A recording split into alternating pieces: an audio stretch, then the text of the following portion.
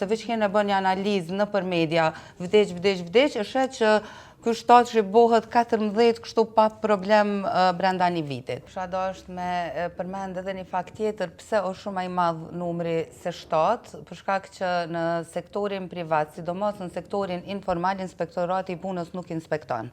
Do të thotë, nëse ti i pyet ata, kryesisht kur vdes dikush, thotë ka qenë më lehtë tu lënë me një shtëpi private dhe aty inspektorati i punës nuk ka punë.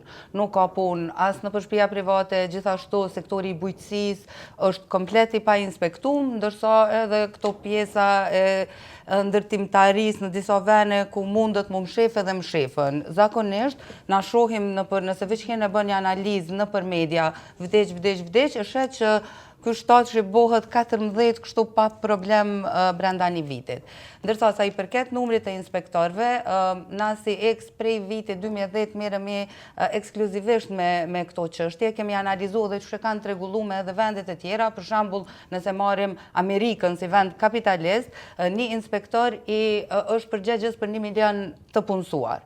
Tash, natyrisht, unë mendoj që në Kosovë është problemi te cilësia e inspektorëve, jo te numri i inspektorëve.